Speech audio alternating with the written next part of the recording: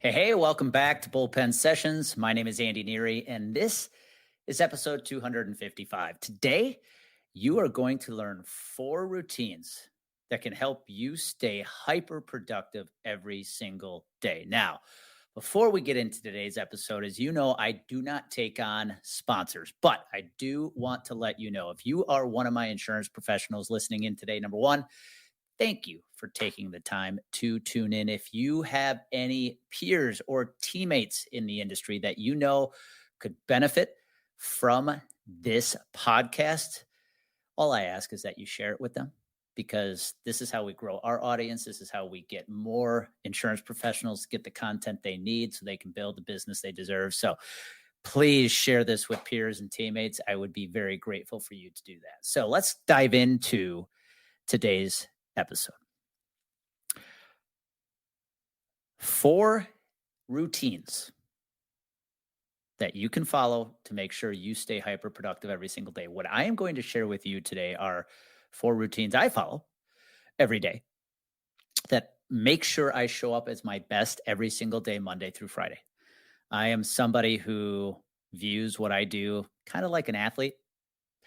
I never want to leave it. I never want to end the day feeling like I didn't leave it all on the field. You think about some of the athletes we know in pro sports who have been accused of taking plays off, right? I don't want that. I don't ever want to be accused of taking plays off. Now, what I share today, I'm not saying you have to do. I'm not saying they're going to be a fit for you, but I am going to share these in hopes that what I share with you maybe generate some ideas for how you could leverage something similar. But before I dive into those 4 routines I follow, let's talk about where you might be struggling today. As this episode airs mid to late September here, Q4 is right around the corner.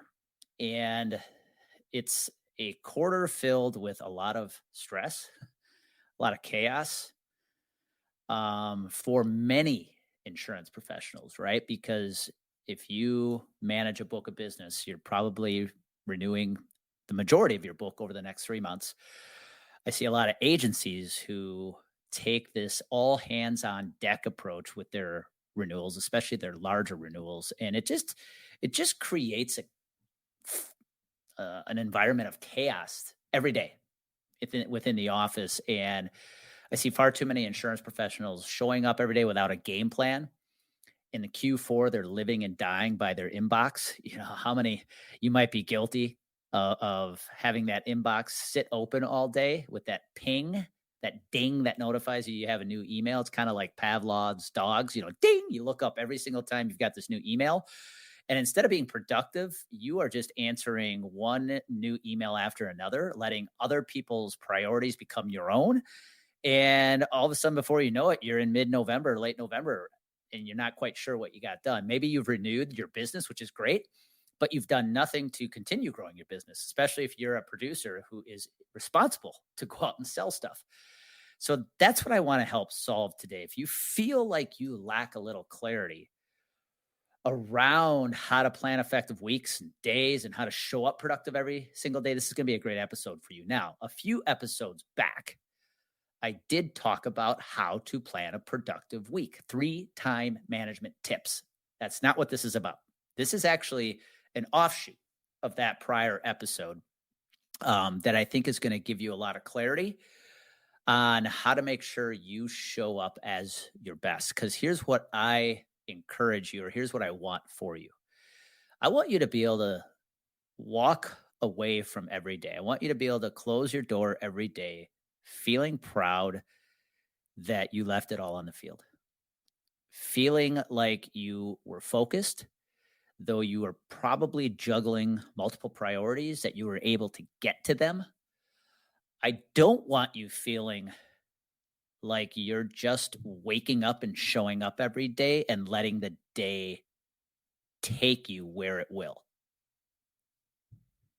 So what I want to share with you is just some daily rituals and routines that I use every day to make sure that no matter what is on my calendar, I'm going to show up as my best, and I'm going to leave it all on the field that day to make sure I was as productive as I could possibly be. Now, this is not a case or not a call to overwork yourself. I'm not going to tell you that you need to be working 18 hours a day. None of that shit. That's not what I'm talking about. I'm just talking about some simple routines that I live by that help me make sure I am putting myself in the position to win. Because here's how I view myself. When I show up as the founder of Complete Game Consulting, I view myself like an athlete, just like I did when I was playing pro baseball.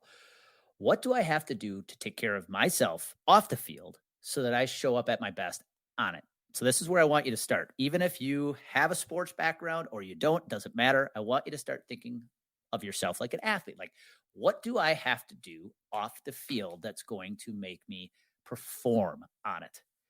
You know, when I was playing baseball, standing on the pitcher's mound and throwing strikes and getting ahead of the batters and getting outs, people view that as your job as a pitcher. However, that's only a small fraction of it. It's all the work you're putting in when no one's watching that allows you to show up on the pitcher's mound and throw the strikes and get the outs.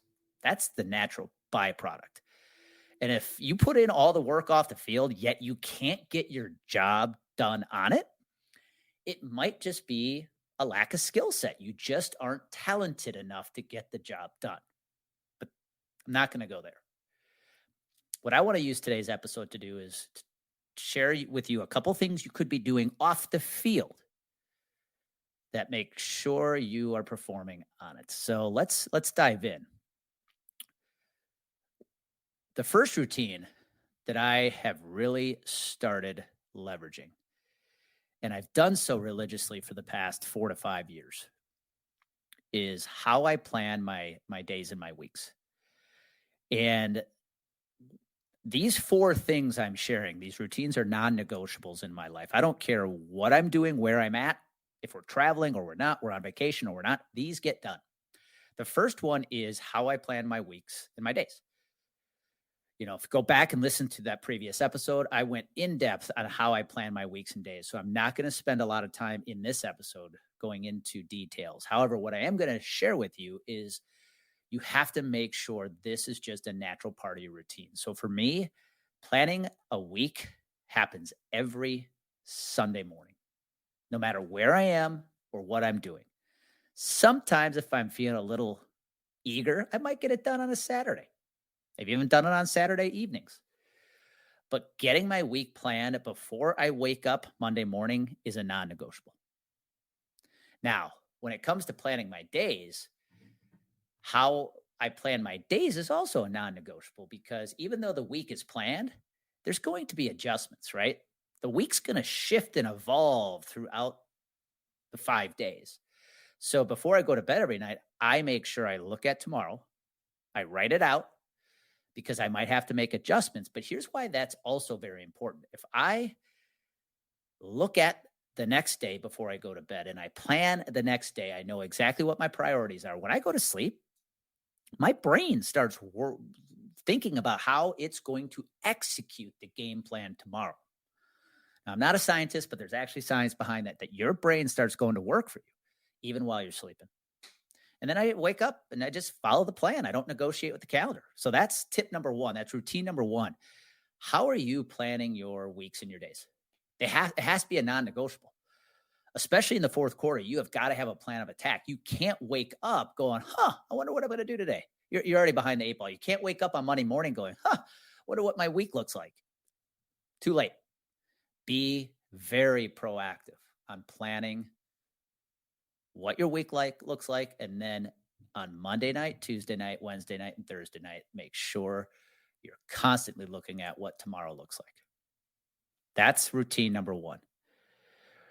Routine number 2, that is a non-negotiable in my life, and there's flexibility on how you design this, but I am going to tell you, you have got to have a morning routine. Just like an athlete stretches, goes through drills before a game starts to make sure he or she shows up on the field to play, your office, your work is your field of play. What are you doing before that job starts? You got to have a morning routine. Now, I understand I do not have kids. You There's a good chance you do. So you have some more responsibilities than I do. I'm aware of that. However, I'm just going to share with you some of the non negotiables as part of my morning routine that really put me in a position to win every single day. Number one, breath work. Now, you might call it meditation. Maybe it's reading scripture for you. I don't know what it is, but something spiritual that grounds me and aligns me. So, what I do here at our place now that we live in Wisconsin is every single morning, I actually go outside without any socks or shoes on because I want to get my bare feet in the ground. I want to be grounded. And I do breath work anywhere from 7 to 10 minutes. Now, while I'm doing that, I'm also watching the morning sun come because as the morning sun rises early in the morning, just as it's peaking the horizon, you can actually stare at the sun without hurting your eyes.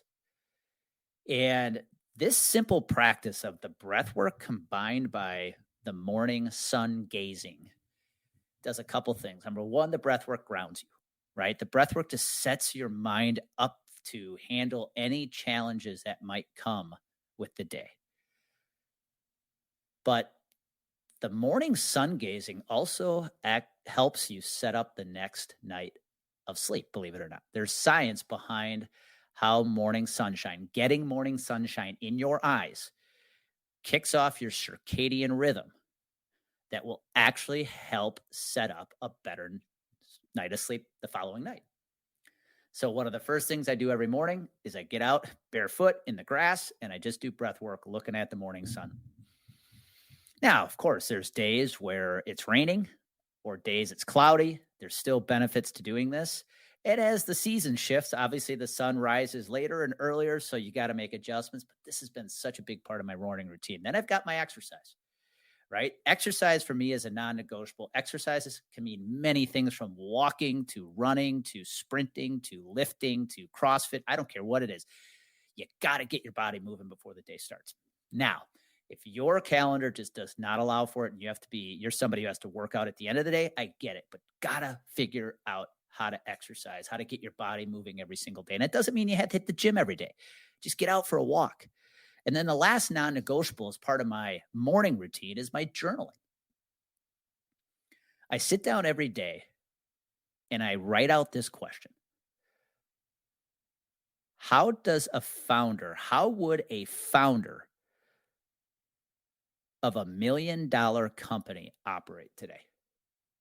And the reason I write that question out is it forces me to think like I need to be thinking every single day. What would an owner of a $1 million plus company be doing today to make sure he's successful or she's successful or the business is successful? What would they be doing today? And I just write out my day from that viewpoint. And then I go out and I execute it. So not only am I planning the day, I'm writing out in my journal what today is going to look like as the founder of $1 million company. Now, I don't care what size company you're talking about here. The point is this journal exercise forces me to think the way I need to be thinking to run a successful business that's growing. So those 4 routines are a big part of my morning habit. Now, I'm not going to go into the cold shower and everything else, but the point is these 4 things allow me to put the work in off the field, right? It's like stretching for an athlete so that when the day starts, I'm not only ready to go, I know exactly what the game plan is. And no matter what happens with the day, I'm in a calm state of mind to take on whatever throws itself at me. I'm not starting the day in chaos. So the second routine that must be a non-negotiable is having some form of morning routine. Now, I challenge you to make sure the routine is not something you're doing just to check the box. That's a place I've caught myself from time to time, just doing things because I think I have to, like breath work, where I'm just checking the box instead of being fully immersed in that activity. So don't just create a routine to check the box. Make sure you're creating a routine that allows you to be fully immersed in the activities that are a part of that routine. Now, let's get into number 3. Throughout the day, I am hyper focused on what I put in my body. When I say what I put in my body, I'm talking about supplements and nutrition. And I am not a nutritionist, a dietitian, but I feel like I have some simple rules that I follow on a weekly basis that allow me to be at my best and my body to be at its best so I can stay productive. This is a very overlooked part of having success in any kind of profession, especially insurance. So when I look at my days, as far from what I put in my body, of course, I've got my vitamins and my supplements that I put in the take in the mornings. But when I look at what I eat, I look at the food I eat like fuel for my body. And one of the rules I live by is throughout the day, I am going to make sure I maximize protein, which is good for strength, and minimize calories. Too many people actually do the opposite. They take in minimal protein and have way too many calories going into their body throughout the day, especially at a time like Q4 when you're stressing out.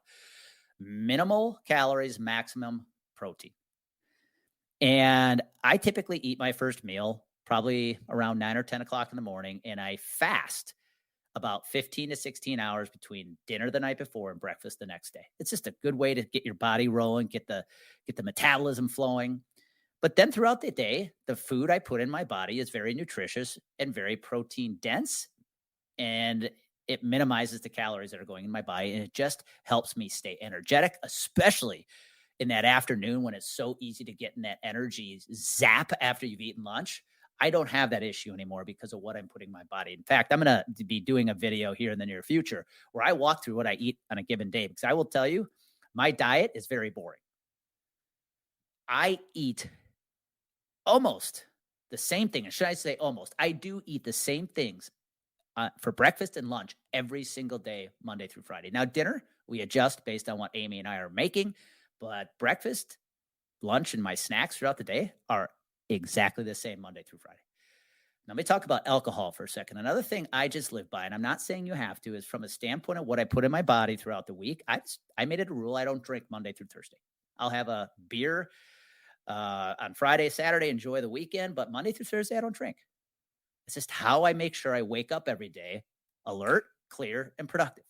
If you don't want to follow that, that's up to you, but I will tell you, this has had a profound impact on my productivity. When I had my leg infection 2 years ago and I was forced to go alcohol free for a while, I couldn't believe the clarity I had, and I really haven't gone back.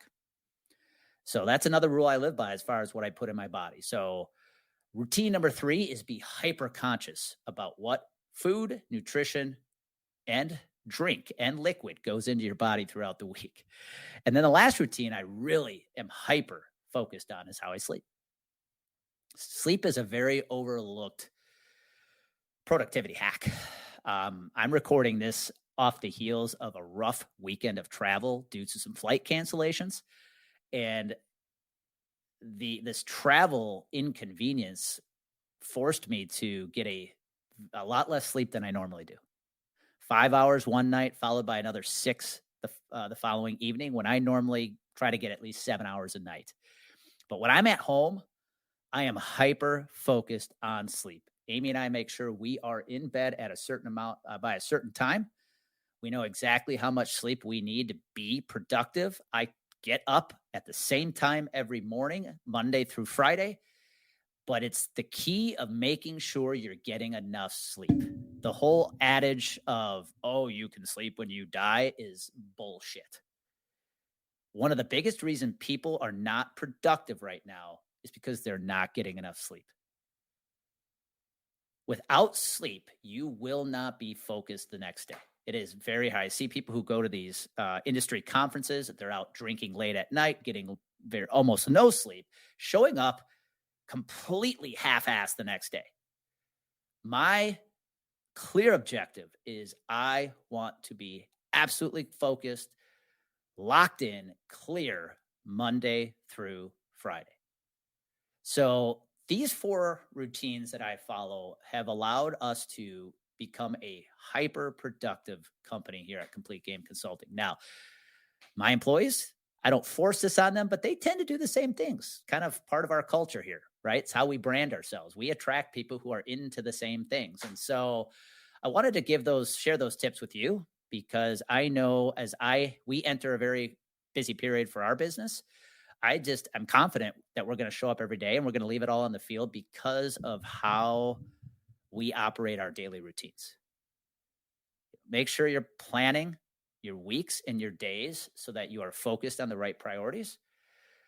Make sure you're starting your day with some form of solid morning routine so that you show up on the field of play at your best. Focus on what you're eating and you're drinking throughout the week. I look at myself like an athlete. I admit it. And if I am not drinking constantly, I'm not eating like shit, and my competition is, I know I'm gaining a competitive advantage on them. And then the last routine is the sleep. Make sure you are getting an adequate amount of sleep. Remember, even how you start your morning can impact how you sleep the next night. So one bleeds into another. How you eat, what you drink impacts how you sleep. So I hope this helped. Like I said, Q4 is going to be an extremely busy time of the year. I know there's going to be a lot of unexpected surprises, but I want to make sure no matter what happens in your life, you are prepared to attack it, to handle it without all the stress, and show up every day and be as productive as you can possibly be. Be well.